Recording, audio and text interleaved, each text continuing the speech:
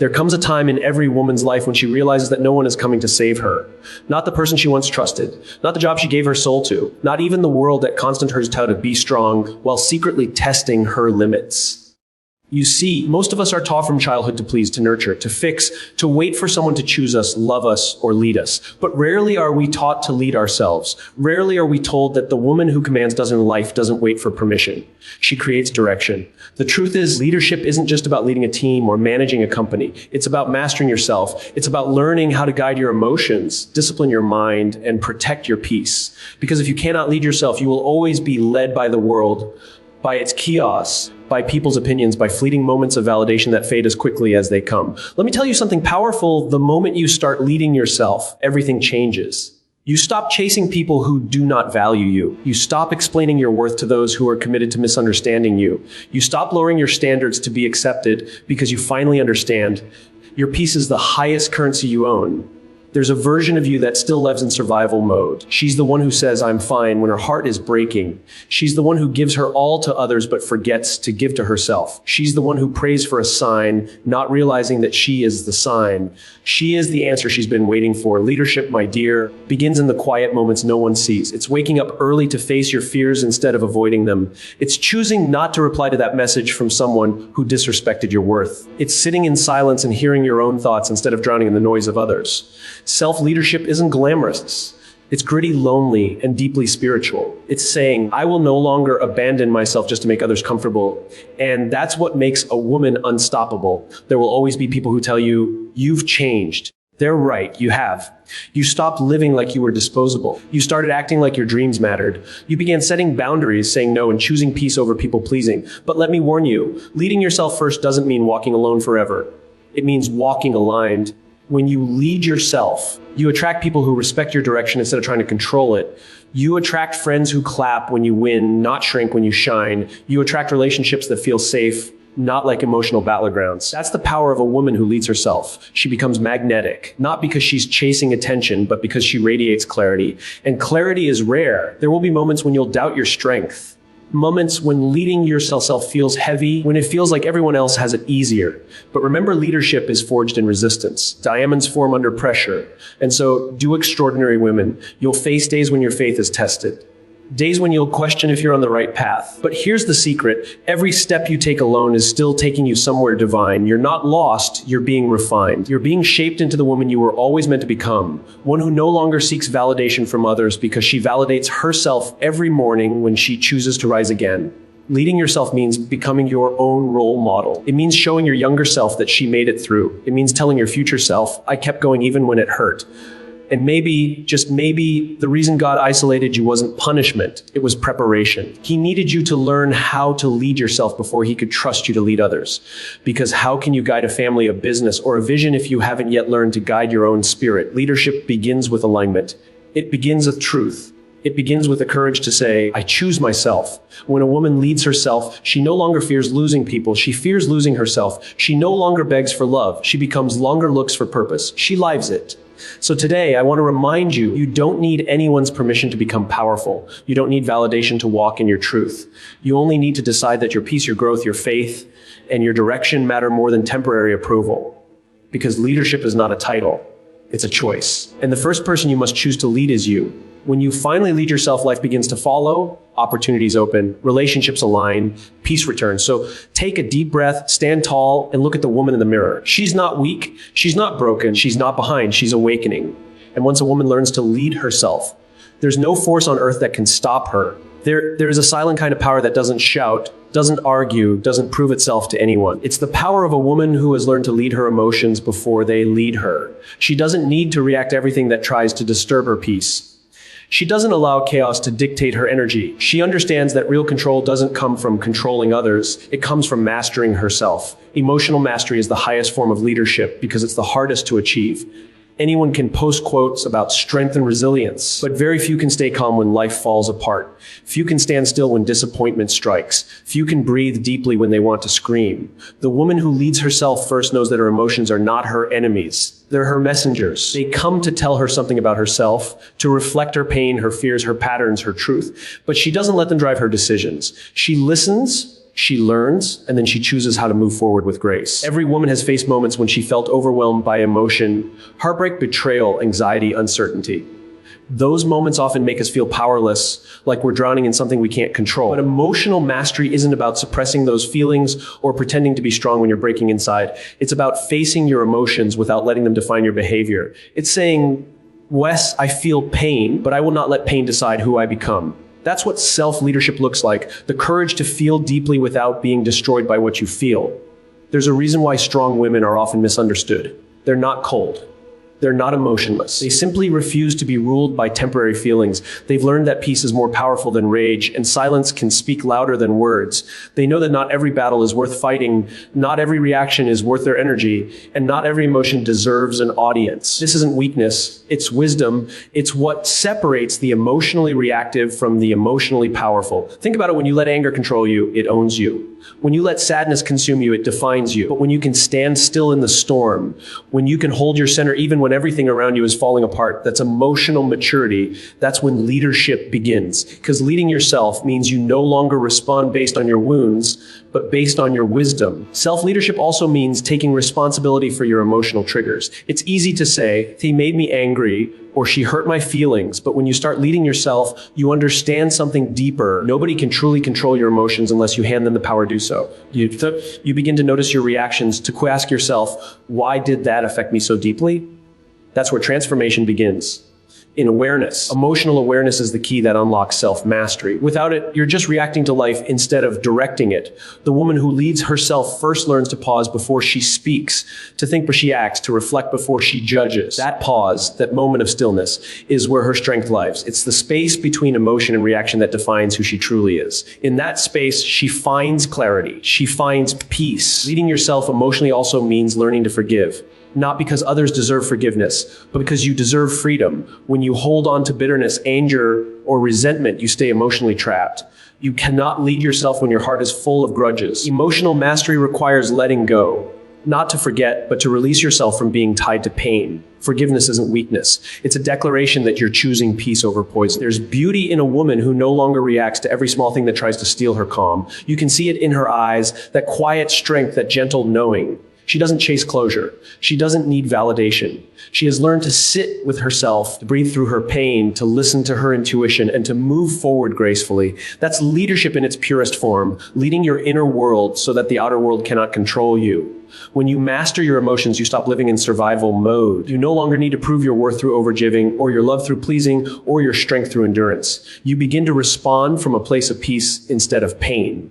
And that shift, that internal shift, changes everything around you. People start treating you differently because your energy has changed. You no longer attract chaos because you no longer engage with it. You become grounded, centered, unshakable. Every woman who learns to lead herself emotionally becomes a light to others. She becomes the calm in other people's storms, the steady voice in moments of confusion, the silent strength that inspires without speaking. But it all begins within. It begins with a decision to stop reacting and start reflecting. To stop blaming and start becoming, to stop being led by emotions and start leading them. It's not easy. There will be days when your emotions feel stronger than your logic, when pain feels louder than peace. But remember this, you are not your feelings. You are the observer of them. They rise and fall, but you remain. And the more you choose calm over chaos, the more your emotions start to follow your command instead of leading you astray. That is the essence of emotional leadership, but perfection. Not control, but awareness. Not denial, but discipline. When you lead yourself emotionally, you stop being a victim of your circumstances and start becoming the author of your story. And that, more than anything else, is what makes a woman truly powerful.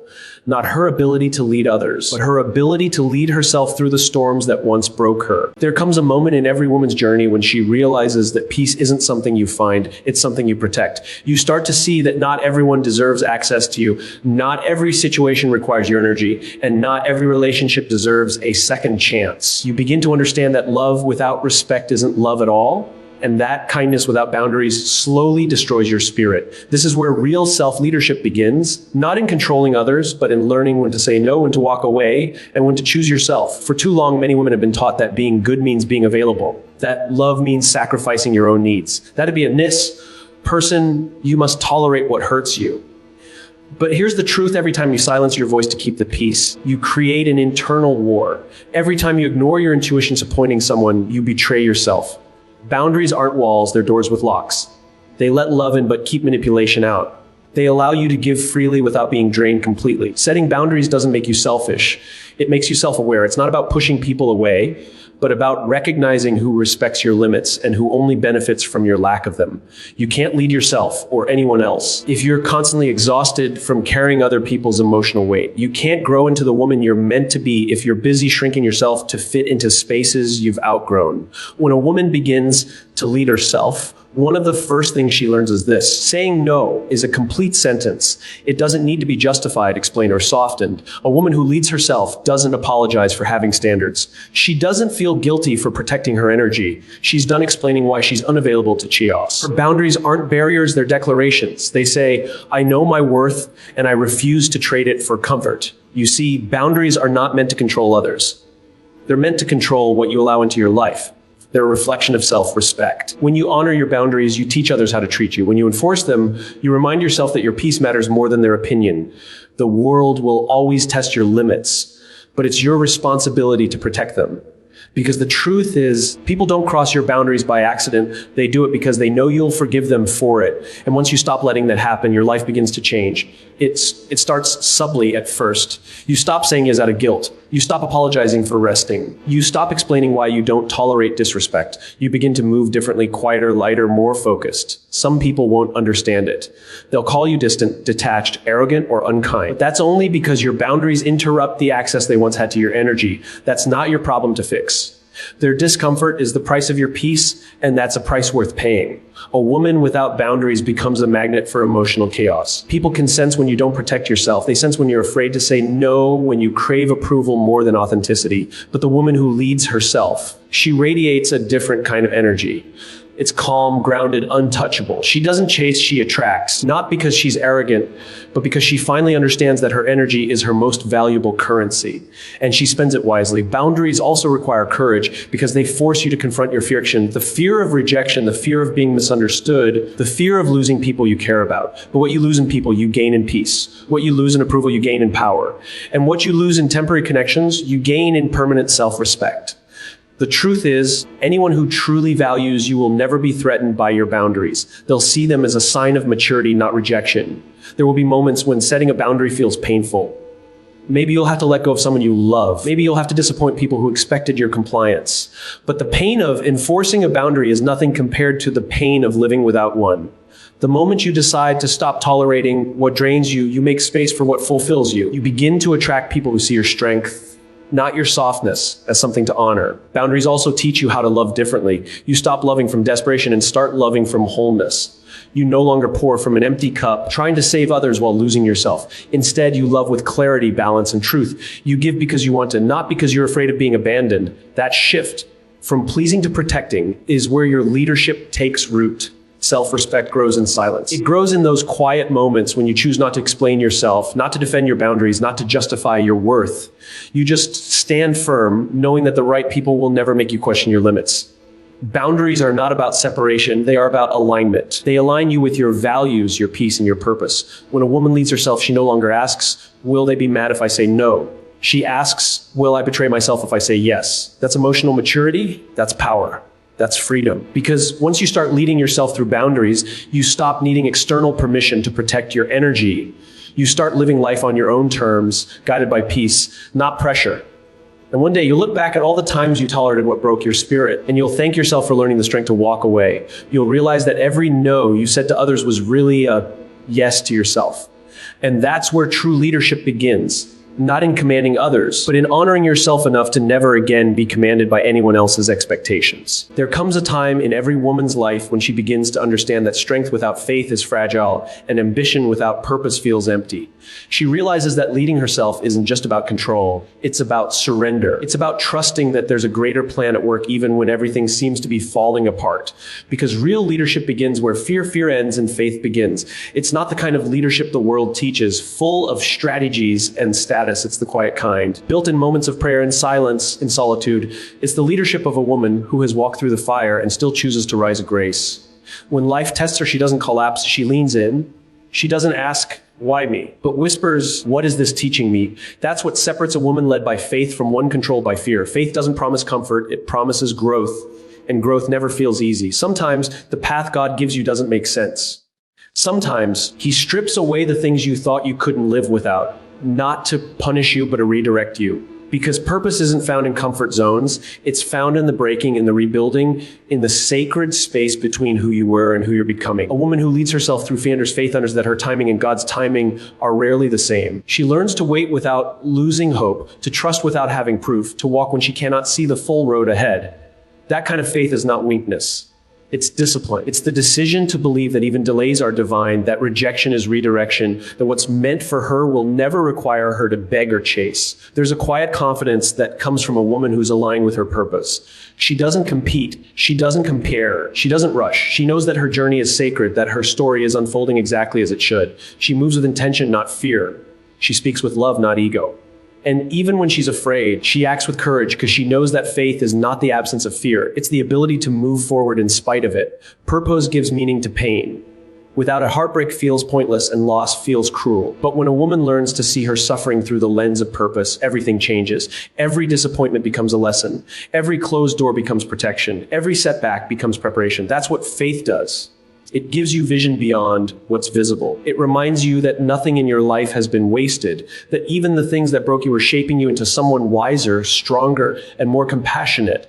When you lead yourself through faith, you begin to live differently. You stop forcing things to happen and start allowing them to unfold. You stop trying to control every outcome and start trusting divine timing. You no longer live in anxiety about what might go wrong, because you know that even if you'll find your way through it. That peace. The peace that comes from surrender, because peace is not the absence of problems, it's the presence of trust. Faith also requires stillness. In a world that worships speed and noise, stillness feels unnatural. But leadership built on faith isn't loud, it's steady. It's the woman who wakes up and prays before she plans, who listens before she speaks, who trusts her intuition because she knows it's guided by something higher. She doesn't need to prove her worth or force her destiny, she simply aligns with it. Every choice she makes comes from clarity, not confusion. There will be moments when that faith feels like silence. You'll pray and hear nothing back. You'll try to lead yourself but feel lost. But even silence has meaning. Sometimes God's quiet isn't absence. It's presence disguised as patience. It's Him watching to see if you'll still trust when there's no visible sign, if you'll still move forward when your heart feels heavy. That's where your purpose is refined. Not in certainty, but in surrender. A woman led by faith doesn't just chase dreams. She follows callings. There's a difference. Dreams come from desire, but callings come from destiny. And destiny demands alignment. It requires you to release what's not meant for you. Sometimes that means walking away from people, habits, or plans you once thought were permanent. It means outgrowing places you prayed to stay in. But the woman who leads herself through purpose knows that divine detours are still progress. She doesn't mourn what left, she blesses it for what it taught her. Faith gives her direction when logic fails.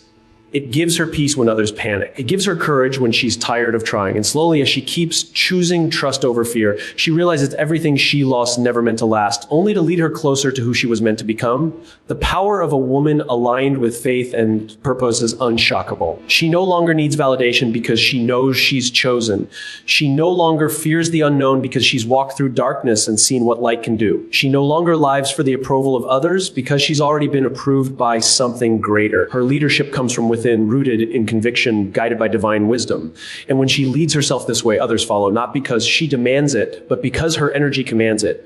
She becomes the living proof that faith isn't fragile, that purpose isn't passive, and that a woman walking in alignment is one of the most powerful forces on earth. Faith teaches her that she was never meant to have all the answers, just enough light to take the next step. And purpose reminds her that every step, no matter how uncertain, is part of a bigger plan. So she walks not perfectly, not fearlessly, but faithfully. Because a woman who leads herself with faith and purpose doesn't just change her life, she changes everyone who witnesses her courage to trust when nothing makes sense and to rise when everything tries to break her. There will come a moment when you finally understand that the life you're building is not about proving your strength to the world. It's about proving your loyalty to yourself. You've learned to master your emotions, to guard your peace, and to trust the path God placed beneath your feet. You've learned that real leadership doesn't always roar. Sometimes it simply whispers, I am enough. You are not behind. You are not broken. You are broken. Every storm you survived shaped you. Every silence refined you. Every goodbye prepared you for something greater. You are the woman who learned to rise, not because she had to, but because she chose to. Now it's time to lead yourself forward with grace, with fire, and with faith. Stop waiting for permission to live the life that that was meant for you. Stop asking for validation from people who were never meant to understand your vision. You owe it to the woman inside you, the one who fought through nights of doubt and days of silence, to lead her home to peace. So today, make a decision. Not tomorrow, not someday. Today, decide that from this moment on, you will lead yourself with courage. You will choose boundaries over approval, purpose over perfection, and faith over fear. You will speak with truth, walk with confidence, and love yourself enough to never abandon your own soul again. Because once you start leading yourself, everything else follows. The peace, the opportunities, the love that aligns with your worth. The world doesn't change when you tell it to, it changes when you do. So stand tall, take a breath, and look at the woman you are becoming. Lead her, protect her, believe in her, and never forget, the world doesn't need another perfect woman. It needs a woman who leads herself first. Now go out there and become her.